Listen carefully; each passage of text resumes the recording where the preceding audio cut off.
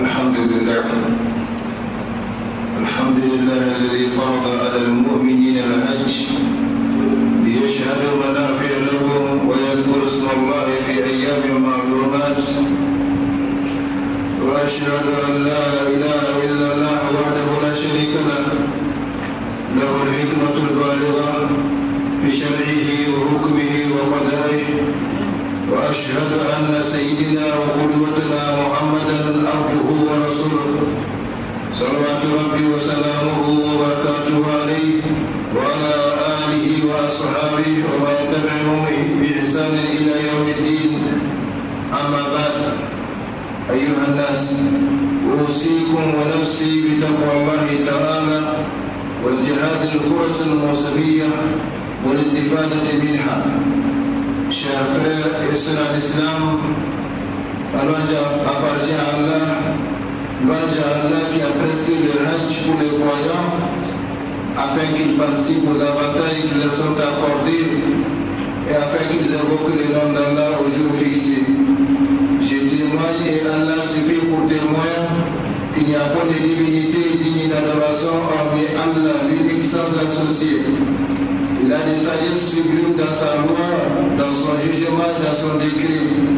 Et je témoigne que notre guide et modèle, Muhammad sallallahu alayhi wa sallam, est son serviteur et son envoyé.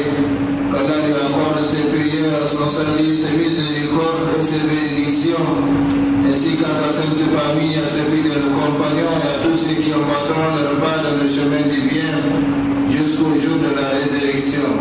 Chers frères et sœurs islam, craignez Allah le Très-Haut et profitez des occasions d'adoration qui vous sont offertes comme cette première décade de Zul-Hijja.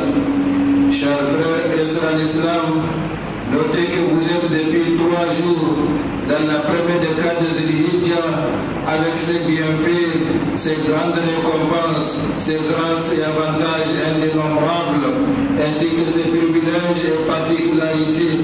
Parmi les particularités de cette première décade de Zul-Hijja, il y a le fait que renferme le jour d'Arafat. Ce dernier constitue le meilleur jour de l'année, tout comme la nuit de la destinée constitue la meilleure nuit de l'année. Oui, le jour d'Arafat constitue le meilleur jour de l'année, tout comme la nuit de la destinée constitue la meilleure nuit de l'année. Contrairement à la nuit de la destinée qui est dissimulée parmi les 10 dernières nuits de Ramadan, le jour d'Arafat est un jour connu. Il a lieu en effet le 9 Zul-Hijja de chaque année, jour où les invités d'Allah, c'est-à-dire les pèlerins, se rassemblent sur la place d'Arafat. Le jour d'Arafat est un grand jour où Allah a franchi le plus de serviteurs du feu, où Satan est plus avili que jamais et humilié par la miséricorde et le pardon d'Allah accordé aux serviteurs. C'est un jour où le Seigneur s'approche de ses serviteurs visiteurs quand les pèlerins sont les convives d'Allah. Il convient donc de renouveler et de repentir ces jours-là et de demander l'aide d'Allah pour l'accomplissement des obligations et pour éviter les interdits, car il n'y a de pouvoir et de force qu'en Allah le Très-Haut, le Très-Grand. La hawla wa la quwwata illa billah. Durant Laylatul Qadr, chers frères et sœurs islam, durant Laylatul Qadr, la nuit de la destinée, ce sont les autres anges et Jibril, sur eux tous la paix, qui descendent du coucher du soleil à l'homme. Quant au jour d'Arafat, c'est Allah lui-même qui descend, une descente qui convient à sa grandeur et à sa majesté, au ciel le plus proche. Profitez-en donc pour l'invoquer et demander tout ce que vous voulez. Le prophète sallallahu alayhi wa sallam en effet dit: Ma min yawmin akthar min an yu'tika Allahu fihi 'abdan min an-nar yawm Arafah wa innahu layadnu thumma yubahi bihi al-malaika fa yaqulu ma arada haula. Rawahu Muslim. Il n'y a pas de jour où Allah a franchi plus de serviteurs du feu qu'au jour d'Arafat. Il se rapproche d'eux et se vante d'eux auprès des anges. Il montre la dévotion des pèlerins, les loue auprès des anges et souligne qu'il mérite son pardon et ses bénédictions en disant que veulent ceux-ci, c'est-à-dire ses serviteurs et visiteurs, rapportés par Muslim.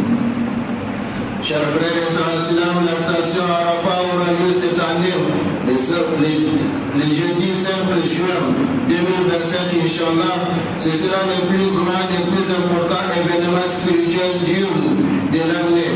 À vue de réussir cet événement, le musulman doit, à l'instar du prophète sallallahu alayhi wa sallam, concevoir un plan, c'est-à-dire un programme, à commencer par faire une collection d'évocations coraniques et prophétiques qu'il pourra lire et relire ce jour-là, sans oublier les jeunes, la lecture du Coran, les dhikrs, surtout la meilleure formule prononcée par les prophètes, la bienfaisance envers les autres.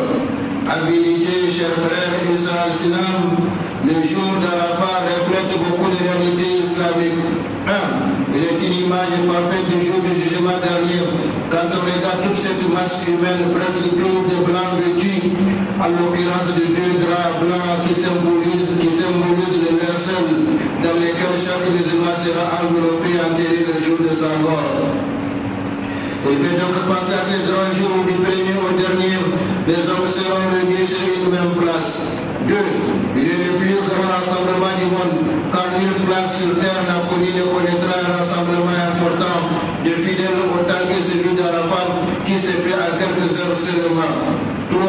Il constitue un symbole concret de l'unité des musulmans et montre et prouve que la divinité qu'adore les musulmans est une seule et unique divinité qui est Allah l'unique sans associé, à la fin de qui tous ces millions d'êtres humains sont venus répondre par une seule voix retentissante dans les airs du désert. Labbaïk Allahumma labbaïk, labbaïk la sharika laka labbaïk, inna al-hamda wal ni'mata laka wal mulk la sharika lak. Seigneur, me voici, je réponds à ton appel. Me voici, je réponds à ton appel qui n'a point d'associé. Me voici, je réponds à ton appel. Certes, la louange, les bienfaits, la royauté t'appartiennent, qui n'a point d'associé. Tous affirment et confirment l'unicité d'Allah dans son royaume, dans son pouvoir, dans son commandement, dans son culte et sa loi. Et tous reconnaissent et proclament hautement ses bienfaits. 4. Il montre que le prophète de l'islam est unique et c'est lui Muhammad sallallahu alayhi wa sallam. C'est pourquoi chaque pèlerin lutte et fournit tout son effort pour se conformer à sa sunna en suivant ses pratiques et paroles dans ce lieu saint. Et ils exécutent tous ces ordres dans l'accomplissement des 5 piliers fondamentaux de l'islam. 5. Le jour d'Arafat prouve que le livre des musulmans est unique, à savoir le noble Coran, dont tous lisent et relisent les mêmes sourates et versets. 6. Le jour d'Arafat prouve que tous les musulmans du monde sont égaux devant Allah et devant les prescriptions islamiques, car malgré la diversité de leurs couleurs, de leur race, de leur langue, de leurs origines, ils se réunissent tous dans ce lieu saint sans tenir compte de toutes ces différences qui ne sont pour eux que des signes parmi les signes de la puissance d'Allah. Le Hajj est une occasion unique qui permet de mettre en évidence la victoire de l'unité des musulmans sur le patriotisme, le nationalisme, le racisme, l'hydrocentrisme et la xénophobie dans lesquels sont tombés malheureusement certains pays islamiques sous la pression et l'influence de certains facteurs à la fois extérieurs et intérieurs. Cette unité des musulmans s'est traduite pendant les Hajj par le port d'une même tenue appelée vêtement d'Ihram et par la proclamation à haute voix d'une même expression appelée Talbiya. 7. Le jour d'Arafat prouve que l'islam restera, Inch'Allah, la religion dominante sur terre jusqu'à la fin des temps. Et quoi que fassent les ennemis, ne pourront plus étendre la lumière d'Allah. Donc il a pris l'engagement de parachever malgré la répulsion des mécréants et des polythéistes. هو الذي أرسل رسوله بالهدى ودين الحق ليظهره على الدين كله ولو كره المشركون. C'est lui qui a envoyé son messager avec la guidée de la religion de vérité pour la placer au-dessus de toute autre religion en dépit de l'inversion des associateurs des polythéistes. Allah subhanahu wa ta'ala nous fasse comprendre barakallahu li wa lakum fil Qur'an al-Karim wa nafa'ana bima fihi min al-ayat wa dhikr al-hakim. أقول ما تسمعون وأستغفر الله لي ولكم ولسائر المسلمين